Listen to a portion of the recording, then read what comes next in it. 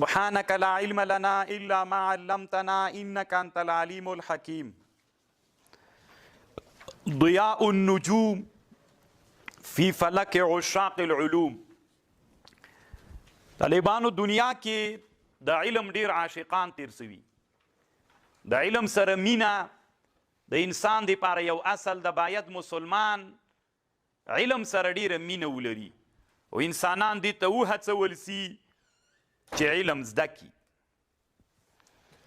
یو سړی دنیا کې تیر سوی دا جاحظ ورته وایي، امام جاحظ معتزلي ده د علم سره دومره مینه و علما وایي.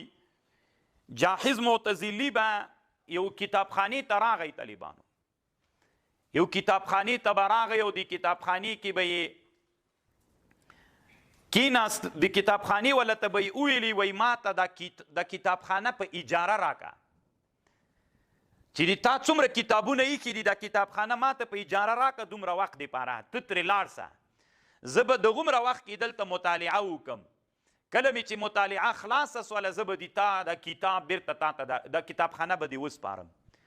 یعنې دا ډېره نادره ده. تاسې اوس زمانه کې اورېدلي چې یو کتاب فروش ته څوک ورغلي ورتلي چې دا کتابخانه ما ته په اجاره راکړه، دا کتابونه به زه مطالعه کوم، بیا چې هغه اجاره پوره سوله ته دې راسه خپلو کتابونو ته ما به مطالعه کړي وي. عمر د علم سره مینه و طالبانو. نو الله عز وجل دې موږ او دې تاسې هم د علم سره مینه پیدا کړي. الله دې موږ عاشقان د علم وګرځوي. معجم الادباء یو عالم تیر سوی یاقوت حموي نومیږي، معجم الادباء په نامه یو کتاب جوړ کړی ده. د دې کتاب په 4م جلد کې طالبانو دا خبر د جاحظ معتزلي لیکلې ده چې کتابخانه به یې ونیوله په کرا باندې، په اجاره باندې، هلته به ټول هغه کتابونه چې په هغې کتابخانه کې ایښي ول دا کتابونه به یې مطالعه کول. پس له هغه نه به بیا له دې کتابخانې نه راووته. نو الله دې موږ ته هم د علم هم دومره ډېر شوق پیدا وکړي. محمد ابن سلیمان الجوهري د یو عالم تیر سوی ده. دی وایي یو ورځ موږ ناست ولو، یوه ښځه راغلله، کاغذونه ورسره ول، لیکل پکې څه ول، ویلې وي دا کاغذونه څوک اخلي که نه اخلي. موږ ویلې موږ کاغذونه څه کوو. ښځه لاړله. لږ وروسته جاحظ معتزلي راغی. جاحظ معتزلي ویلې وایي دا ښځه څه ویلې دې ښځې، موږ ورته ویلې داسې کاغذونه یې راوړي ول خرڅولې. نو وایي ده ویلې چې څه کومسې لاړله، موږ یې داسې لاړه، تیز پسې ورغی. نو هغه ښځې ته ورغی او له هغه ښځې نه یې هغه کاغذونه واخیستل په پیسو باندې. چې واخیستل موږ ریشخند پې وهه. محمد ابن سلیمان الجوهري وایي موږ استهزاء ورته وویلې چې لکه څه ډېر علم دې کې پیدا کړو. وایي ده ویلې چې بیخي ډېر علم په دې کتابونو کې لیکلی، دغسې عادي کاغذونه جاحظ معتزلي اخیستل چې په دې کې علم لیکل سوی ده.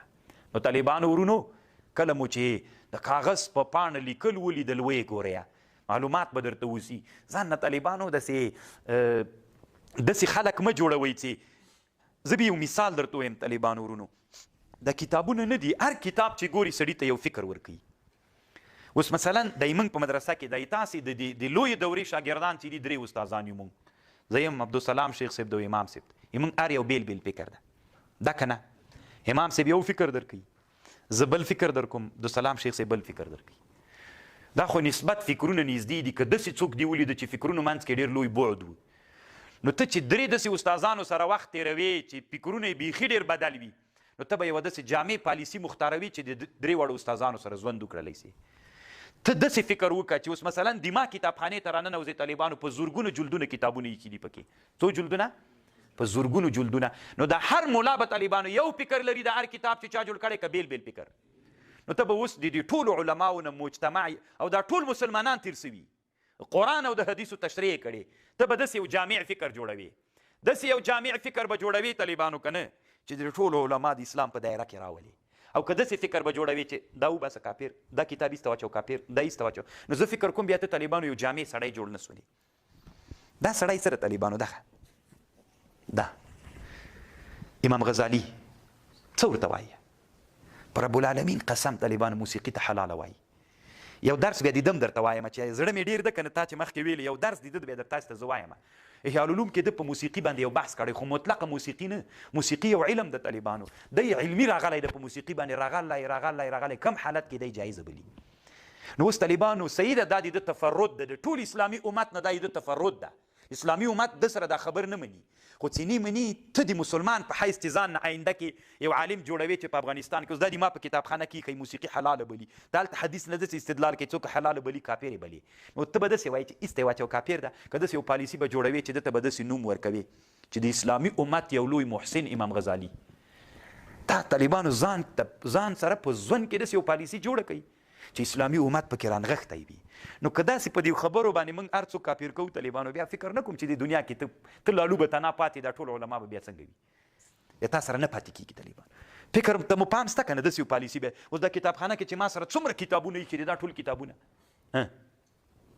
د علماو کتابونه دي خیر ده که خبرې نه منم خو د اسلام په دایره کې به هغه علما زه راولم زر به طالبانو ځان نه متشددین نه جوړو چې یو چا باندې نعوذ بالله په علماو په علمي میدان کې د کفر فتوا وکړو تاسې چې د امام غزالي هم دغه بحث وګورئ ما کتلی هم د احیا العلوم کې بیا مې ټول ډېر ښه مفهرس کړی ده بیا انشاءالله یو درس مې چې اراده مې د تاسې ته وایم چې په اصلي هدف مو پوه کړم چې څه وایي دی دا اوس څنګه خبره ده دا مطلب یې څه ده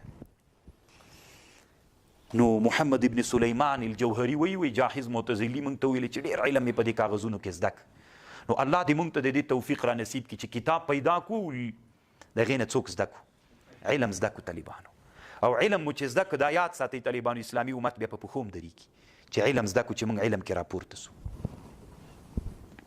دا خبره طالبانو خطیب بغدادي رحمه الله یو کتاب جوړ کړی تقیید العلم نومیږي وړکی یو جل کې کتاب ده تقیید العلم په دې کتاب کې لیکلی ده نو چې پاڼې په لاس درغللې نو هغه د علم پاڼې وې نو په هغه پاڼې نه استفاده وکړه او لیکل پې باندې وکړه د ځان سره یې ذخیره کړه الله عز وجل د همغه علم ګټه بیا تا ته خامخا در رسوي